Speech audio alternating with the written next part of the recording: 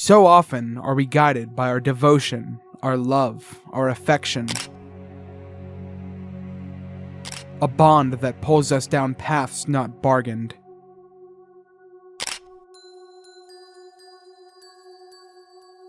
And when you find yourself alone as he casts out that bedeviling gaze, how far will it carry you?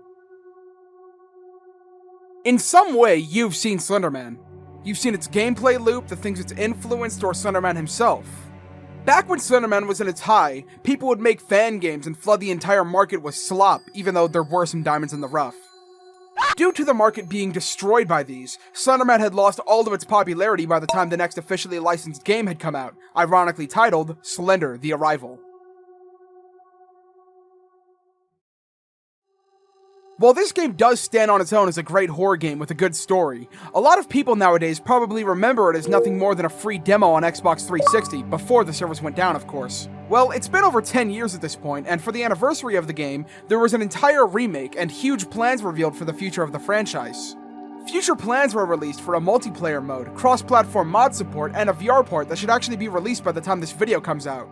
Before The Arrival, there was the 8 pages. Most of you have seen it already, and once you've seen it, there isn't really anything else to explain. It's a forest, it's dark, there's a few different landmarks, but that's pretty much it. I'm assuming that not everyone knows what happens when you collect all 8 of the pages, however, because when you do, Slenderman will catch you anyway, and you unlock a special daytime mode. This daytime mode has nothing to do with anything, but the fact that Slender catches the player at the end does, so hold on to that information for future reference. Now we can get into The Arrival. You play as Lauren, a person who wants to check up on their friend Kate as they haven't heard from them in a few days. At first, it looks nothing like a horror game. The sky is bright and the trees are lively, but as she approaches the house, she finds an abandoned car and a missing poster for a child named Charlie Matheson Jr. Fucking Matheson. You'll also notice that on the trip between these two things, the sky gets darker and, bluer. The house has a for sale sign out front, and the yard is unkept. Lights are on, and the garage door is open. Something went wrong here, and it hasn't been a primary focus to sell the house, despite the sign. Even the door is left open. As Lauren enters, she can see the walls have holes in them and drawings of the forest and a slender man. There's notes around the house that piece together a story, the first of which is right at the entrance. It's directed to Kate, catching up with her. It mentions the two ghost hunting in the forest at night for fun as kids, which will be important later. There's part of the note that's crossed out that's meant to imply Kate's mom was disapproving of the writer, who goes by CR. The rest of the note is just asking for Kate to get back to him so that the two can talk again. In the door to the left, the living room, there's a flashlight, a phone that doesn't work, and another note directed to Lauren, thanking her for coming out to help Kate sell the house. That is what our plans were when we arrived, it seems. The next room has a piano that Lauren fucking sucks at playing. A lot of the atmosphere in these rooms is given from the windows inside of them. You can always see out into the dark, walled-off area outside of the house, making you worry if Slenderman could be out there, watching you. Lauren, however, has no such fear, and continues onward into the kitchen. It's also ruined. Random dressers open and plates broken. There's a voice message on the phone to listen to. Hey Kate, it's CR again. I hope everything's okay.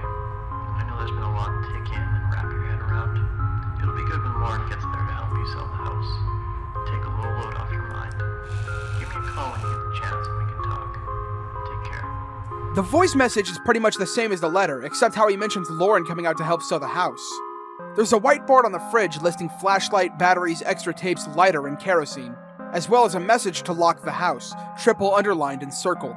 There's a memorial flyer on the table for a woman named Beth Hayes. We can also find the second message from CR, a printed out email in the laundry room. You might think that this letter is after the voice message because of him thanking Kate for calling him, but it isn't. There's an extremely important part of this email about Kate and CR having the exact same hallucination. He says he'll talk to his doctor about it. We can probably piece together what kind of hallucination Kate and CR saw ghost hunting in the woods. Upstairs, there's a key that unlocks the door to Kate's room. Yeah, it's pretty obvious now that Kate is sick in the fucking head. Kate obviously has been through a lot in the time of her inviting us here, and going to wherever the hell she is now. There's a page on the table telling us to go into the woods, and if we approach the window... Through the broken window, we can also see a tower in the distance that's referenced in the pages that Kate drew. She says on the page that the tower is safe. Also outside, we can see the gate in the backyard opened. There's a crumpled up note next to the garbage bin from CR, hinting that the two might have been more than just friends at one point. The note being next to the garbage bin suggests that Kate didn't want to get back with CR. The third letter from CR is in a playground in the backyard. This was after they had met up in person and after CR had spoken to his doctor. The shared hallucinations are theorized to be caused by a shared traumatic experience one day in the woods. He tells Kate to try and ignore the thoughts, which, as we know now, very obviously didn't work. There's a path through the gate with generators to activate, and as we continue down it, we can see our first glance of the man from Kate's drawings, Slenderman. There's a piece of paper in the path describing a house that burnt down, and it's suspected that it was deliberately done. The owner of the house lost his son years ago, the same kid we saw on the missing poster in front of Kate's house. The father never lost hope that his child was still alive, and had hallucinations of him. Towards the end of the path, we can find his house. Immediately, a child crying can be heard inside, and apart from ash and rubble all over the floor, there's a note left from the distraught father. When we get to the source of the crying, we can find out that the hallucinations of his child were actually real. Charlie stands in the house, facing away from us, and if we approach him, he disappears. However, we can see that inside of the house, there's a photo of an old barn that we will visit later. Outside of the house, there's a bunch of plots of land that were supposed to be built into a town eventually, but the work was never started. When we finally get to the end of the path, we can find the entrance to Oakside Park. This is where Kate and CR went ghost hunting, and presumably where Kate is now. As Lauren makes her way inside, she can see that a message has been left for her by Kate, alongside crazed scribbles in a notebook, telling us to find her and CR. This is when the game really begins. This is Chapter 2, The 8 Pages. It's pretty much a remake of the original Slenderman game, and it has Lauren go through exactly what Kate went through before she went crazy with Slender sickness. There are notes later that will explain more for Kate, by the way. Slenderman is extremely easy to avoid in this chapter. Even when you have 7 of 8 pages, he just teleports behind you non-stop, and I was able to avoid him for over 20 minutes. As long as you don't stop moving and don't corner yourself or turn around, you're most likely going to be okay. That is until you hit the time limit and he forces you to turn around and look at him. You don't even need to get all 8 of the pages to beat this chapter either. If you have 7 and take too long to find the last one, he'll capture you and teleport you to the next chapter, which is the exact same outcome as if you actually do find all 8 of his pages. I really wish there was more for me to say about this chapter. It actually is cool, it just doesn't add anything to pay attention to. Its goal was to remake the original Slender game, and it did that pretty much perfectly. Or, well, it did that better than the original game in a lot of ways, and all of the different areas are much more varied.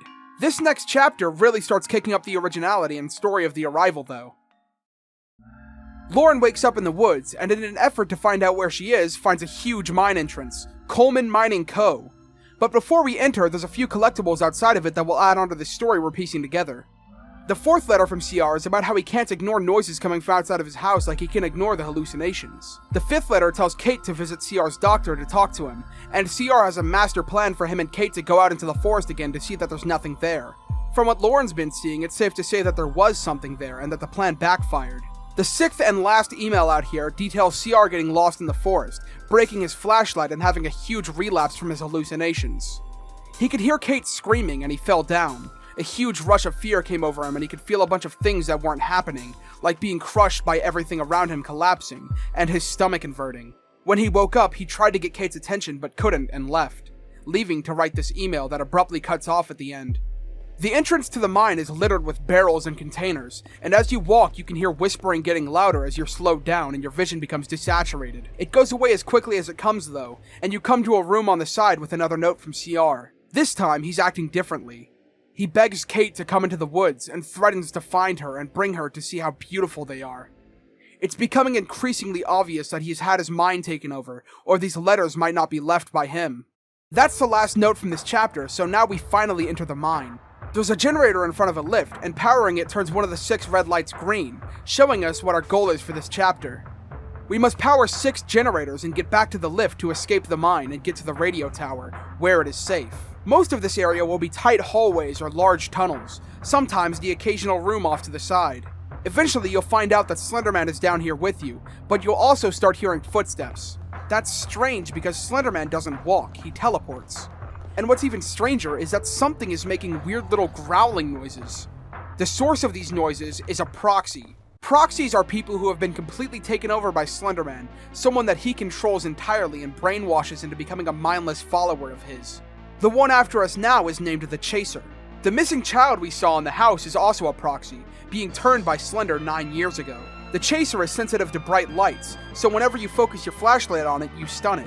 Once you find this out, it doesn't actually pose much of a threat at all.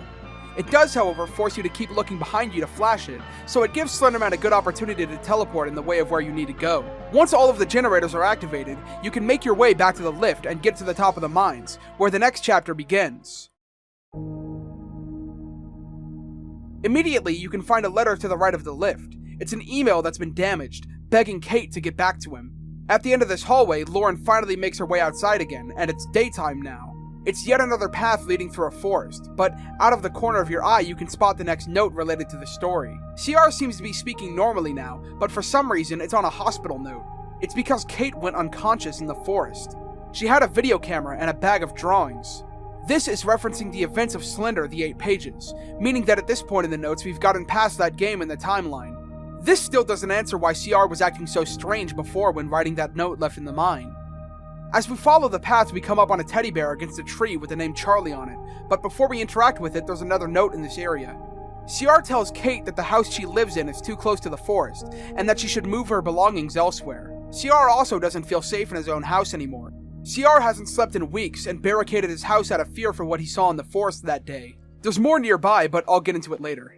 When interacting with the teddy bear, the whispers and desaturation come back in, fading into a flashback on the beach where you play as Charlie.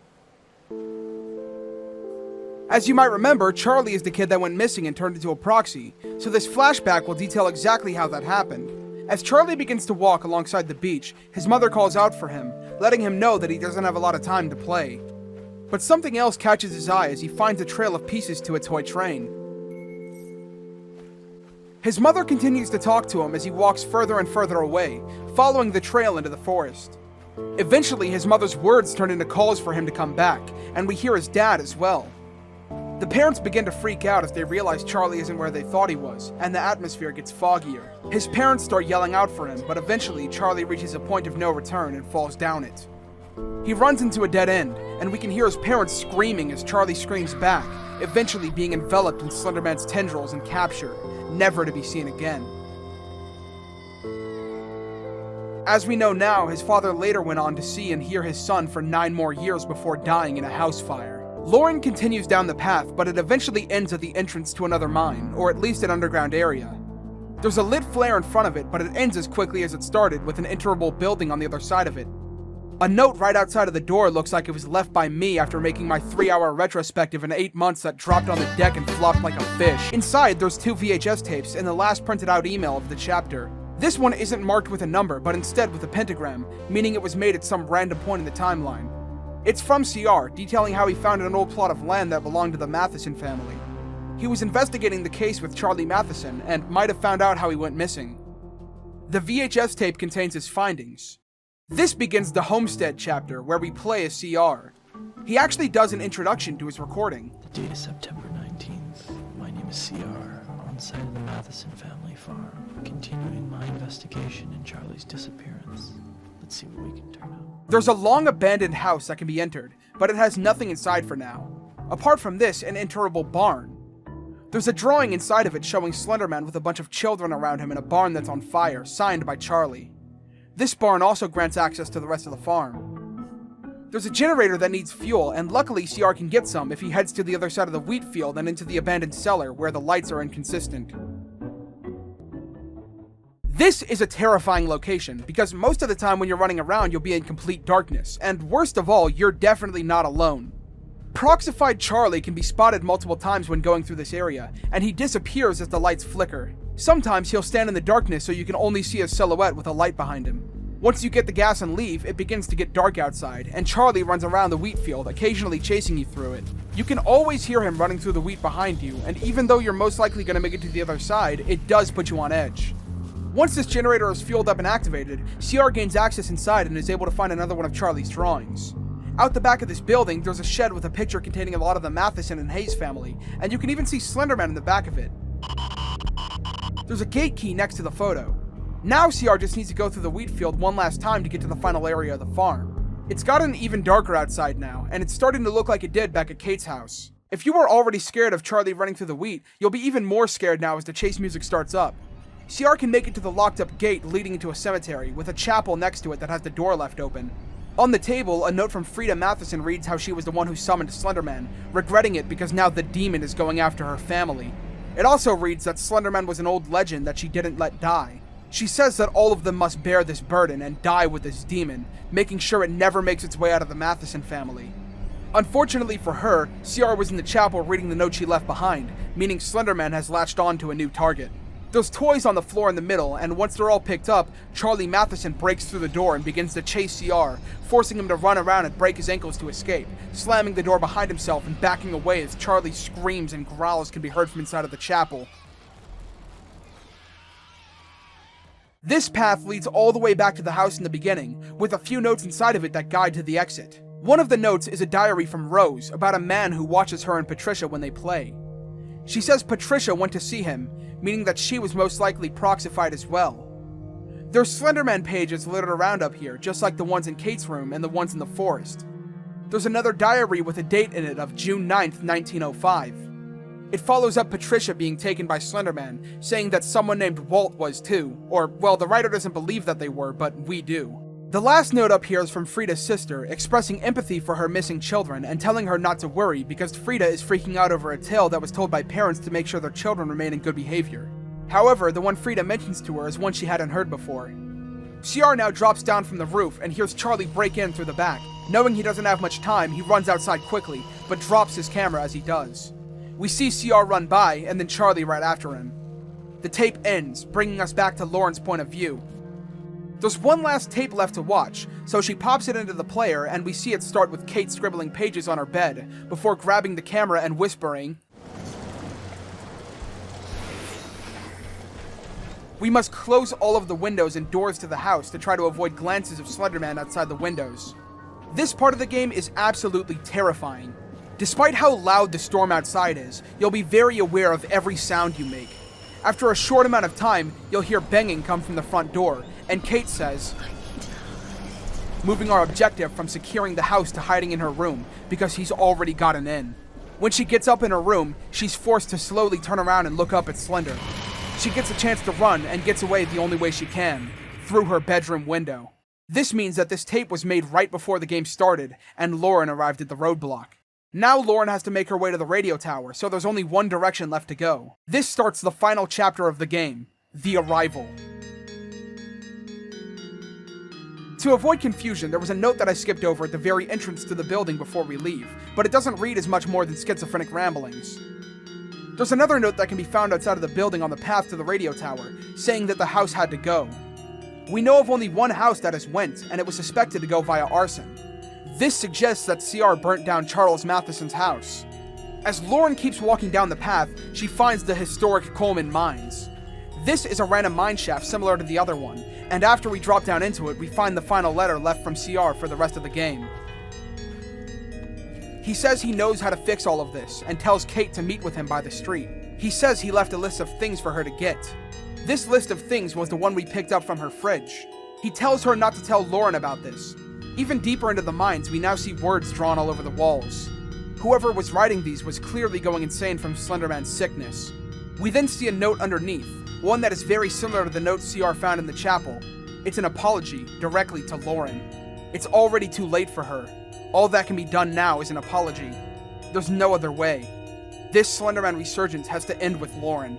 Even more things are written all over the walls of this cave, all the way up until the end where the cave shakes, and as Lauren turns the corner, she sees the entire forest on fire. This is the final stretch up to the radio tower. A final face-off against Slenderman as the pathways get blocked off by burning trees right in front of her. He's now trying at full force to get a hold of Lauren with his tendrils. There's whispering all around and dead ends everywhere, forcing Lauren to face Slenderman head-on and even run past him. But eventually, she makes it to the top of the mountain, and into a building at the bottom of the radio tower. The door closes behind. Lauren begins to explore the building, finding a key and unlocking a door. As she gets further into the building, more and more things start burning inside. Her flashlight runs out of battery. There's one final door to enter, and there's words drawn all over the walls again. At the end of this room, a dead body of a man who was burnt to death with a camera at his side. Kate, please. There's no other way.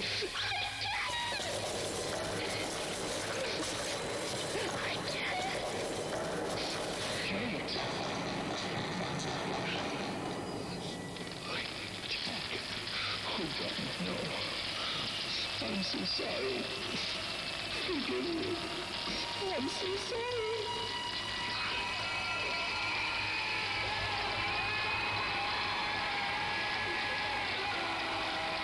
This is the body of CR. It'll all make sense soon, but there's no time to explain. Banging can be heard from where we came, and Lauren is captured by a proxy before she's able to leave. She wakes up in a basement with Charlie staring at her, the light flickering and his breathing heavy. He isn't immediately killing us, so we can look around for a moment. We find out that I'm actually a big fucking liar because there actually is another note from CR down here with no number. This is from when CR first started investigating the disappearance of Charlie Matheson. The last item down here is a burnt-up notebook written by Charles Matheson, who, might I remind you, is the father of Charlie Matheson. It says that somebody keeps asking him about his son, which we can now piece together that somebody is CR. But Charles won't tell him anything. Charles still hears his son. He still sees him. He's suffering. This isn't the son that he once knew. Slenderman is taunting him. In one last-ditch effort to cleanse his family and end this torment, Charles burnt down his house. He killed himself and thought that this might put an end to Slenderman. Maybe if Charles never did this, CR would have never continued investigating Slenderman. But now Charlie is gone. The staircase is open, so Lauren walks up it. She can hear a woman crying. It turns out that the house we are in is the burnt-down Matheson house.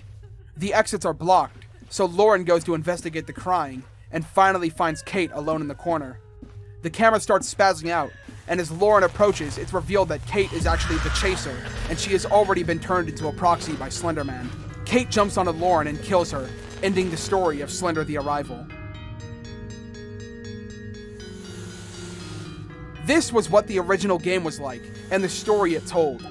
I did mention that the 10th anniversary update added a new chapter, and that chapter is able to be accessed from the area right before the VHS tapes. This chapter is called Nightmare. You play as Charles, the father of Charlie. He's drawing symbols in a notebook before he looks up at his family photos, and then out at his proxified son through the window. When he turns around, Slender appears in the way and makes Charles pass out.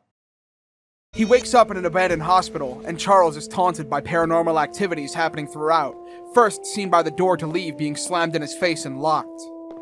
Once you unlock it, there's a newspaper on the chairs about 3 missing children. It would have been better if the designer behind this newspaper went missing because the rest of the fucking texture is AI generated. Yup, that's my goat. Washed. This atmosphere is unlike any of the other chapters. It's an indoor area, but it's not wide and open like the mines were. The closest thing to it was Kate's house, but even that wasn't even nearly close to what this is. The place seems even more trashed somehow, and clearly for a much longer amount of time. Eventually, we stumble upon Dr. James Anderson's office, as shown by the nameplate in front of his door with the default Unreal Engine font. There's a note on his desk about an unidentified black substance in his patient's blood. This is a dead-end room, and there's a few other rooms throughout the hospital that are the same, one of them having a note detailing suspicious activity in the basement. Eventually, Charles will find a hallway with a red light at the end, and his vision is distorted as he sees a little boy crying. With a flash, the boy disappears, and the area behind him has a note about conspiracy theories being spread by minimum wage riffraff for attention because their brains are smoother than an ice rink flooded with petroleum jelly. We're met with a balcony to see down into the hub of the hospital, where we can see the exit for the first time, which at this point is exactly where we want to go. You'll often notice doors that are blocked be opened on their own as you walk away from them. When you try to continue, the door closes, and you can open one to a small room with a teddy bear on the floor, similar to Charlie's. And right outside of this room, you can find a room completely lit up with red lighting and a Slenderman drawing on the wall. Even worse, there's a body bag on the chair to the right. In the next room, there's a note about an experimental drug for depression and anxiety, with the side effects being hallucinations of a tall, faceless figure in the shadows. The people who take it also only refer to the figure as him or he, and the drug was made by James Anderson. It's very unclear how Slenderman came to be. There's different leads all over the place, and he's definitely been around for hundreds of years, but for some reason, many of these leads are about how he's randomly came back recently. Why did Slender go after Charlie in that forest? Was that linked to Frida's summoning of him, or a different one? And why has he remained active for 9 whole years? What about this drug that James Anderson made causes the consumers to see him? Before we're able to continue into a hallway, a couple hospital beds crash from the ceiling, and when we go back, we see the body bag floating in the air. We see it turn into Charlie, and hear him scream for help before the body falls back down and the door behind us opens. There's a classroom in the hallway for some reason, and we can see a note in the front that James Anderson is deceased. There's rumors around his death, but it's disrespectful to talk about them. Another note in this same room is a haiku written by one of the students about Slenderman. This hallway leads out to the lobby, meaning we're granted access to the exit. We run up to the doors to leave, but, well, at this point you should know that it's never that easy. An alarm starts that we can turn off using a button right next to the exit. If there's something in this hospital that didn't know we were here, it definitely does now. When you explore more of the lobby, you'll see an elevator crash in front of you, giving you the platform you need to crawl into a vent in the shaft. You'll find toys and crayons in this vent, signs that Charlie has been here.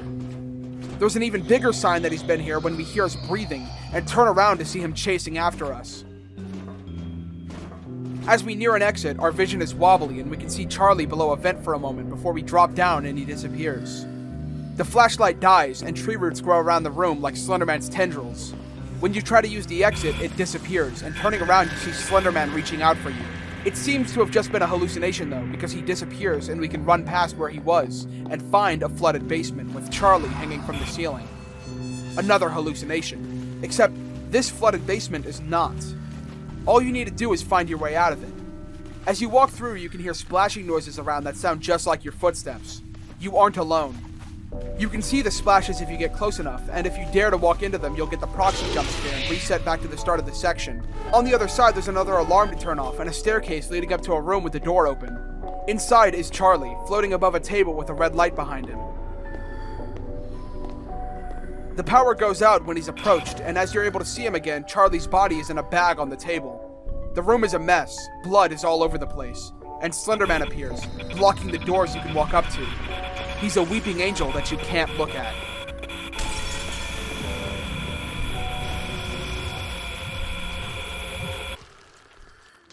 When the intensity reaches its peak, Slenderman disappears with Charlie, and a door to the roof opens.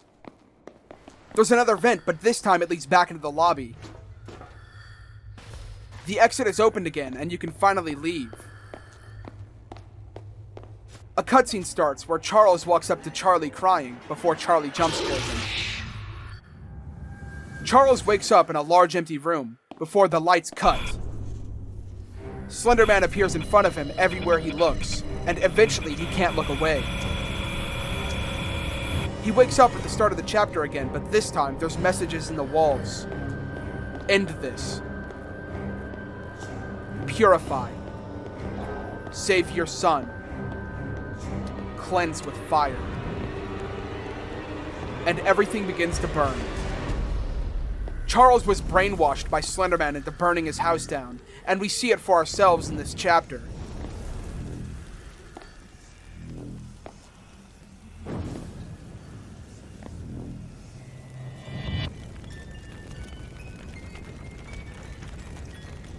There's one secret chapter left. During the prologue of the game, which was the first chapter, Lauren will sometimes say things when you interact with items in Kate's house.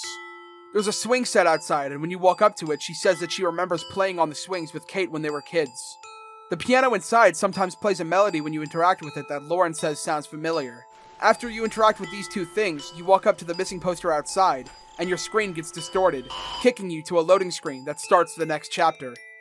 You may be fooled into thinking that this is the main menu of the game, but we can tell it's not because it says Hello Ultbee right below the logo for the game, which is using my computer's name. You can check stage selection, but there's nothing there. No matter what else you click, it'll load you into the same thing. We see a subtitle at the bottom that reads, "I'm lost, can you find me?" As we load in, everything is glitchy. It looks like the game had an error while loading, but this is actually how it's supposed to look. You're in front of Kate's house, with a static camera effect on everything. The floor is missing, and things load in as you get closer to them. It's obvious we're no longer in a chapter of the game, and instead we're breaking the fourth wall. According to the wiki, the co-founder of Blue Isle Studios, the developers and publishers of this game, has said that he's unaware to the meaning of this level, and Parsec Productions, the creator of the original Slender the 8 Pages, actually made the entire chapter and the game released alongside it unbeknownst to the entire publishing team. The chapter has you playing hide and seek with Slenderman, but when you get anywhere near finding him, he cheats and teleports you away, eventually making you unable to leave a room and teleporting into it. Right as his tendrils extend, it cuts to black and another subtitle appears. I like you. I want to play a game. We're sent back to the menu screen again. Now when we click exit game, a subtitle appears that says, Don't leave me, and the button is changed to say start game. I will find you instead. Instead of us finding Slender, we now have to hide. But we can't just hide forever, because we hear one of the proxies outside. When we try to investigate, it cuts to black again. I found you. But it doesn't end there. We're teleported into the backyard, and we're set on fire. Slenderman appears around us, and when we look at him, he teleports behind us again. He gets closer and closer until we're captured, able to see the Slenderman jump scare with the missing poster behind him.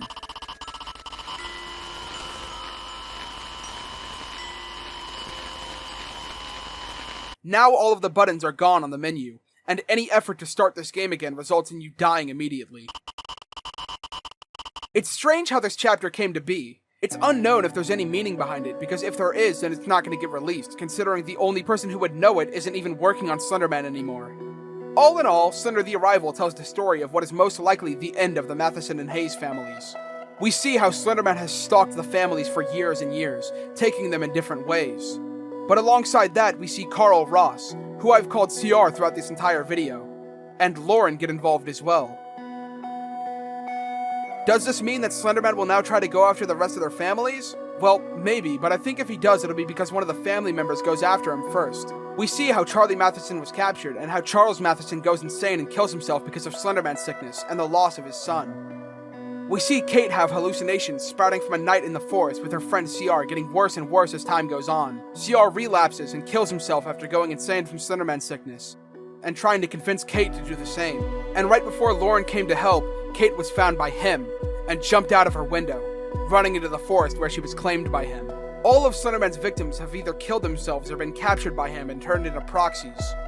Sure, Lauren dies at the end, and everyone we've seen so far is dead, but that doesn't mean that Slenderman will rest. Now, there's a few things I want to say before I end off this video, related to outside of what the game is today. The original build of Slender the Arrival was better in a lot of ways, specifically in performance and sometimes in visuals. As I look at footage of how the game used to be before the update, sure, it's outdated and isn't the most realistic thing ever, but it kind of had an art style to it before. It kind of really makes me wish that it would have stayed more intact for the 10-year anniversary update. It doesn't mean that I'm not a fan of what we have now, but it does feel like a slap in the face to fans of the original game. There's a chapter in the game that's a remake of the original Slender the 8 Pages where you play as Kate, but I didn't mention it because it's nothing special. Part of me is extremely excited for updates to Slender the Arrival, and glad for all of the announcements surrounding it, but I'm losing hope because of all of the delays that come alongside of it. With the use of AI in some parts and the VR port being released as a separate game on Steam, it feels like Blue Isle Studios are out for money more than anything. I really hope it's not the case because I and a lot of other people really love Slenderman. There's a lot of care for the character despite everything that's happened in the history surrounding it. There was a sequel announced by Blue Isle Studios titled The S, Lost Chapters, and it shows Kate returning again in one of the screenshots. It makes me wonder if all of the updates to The Arrival were only made to gather attention towards this new game, and just how much love exactly is being put into it. I think that it says a lot that one of the most recognizable faces in horror today is a blank one. I just hope the creators behind it see it as more than just that. I'd like to thank my channel member Sibyllis and the other members that are on screen now. Either way, I've been Ultbee. Peace.